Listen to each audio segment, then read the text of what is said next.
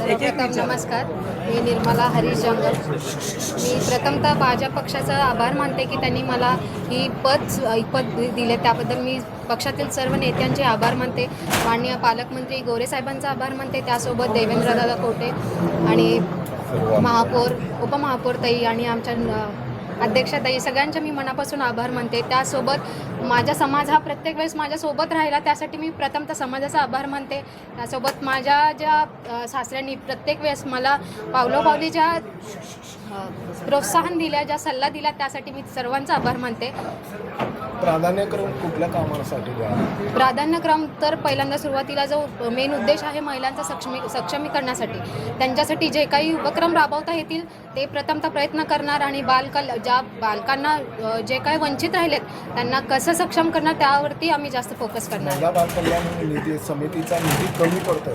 केंद्राचा आणि राज्याचा निधी आणण्यासाठीचे काय प्रयत्न असतील आणि सरकारकडे काय मागणी करणार?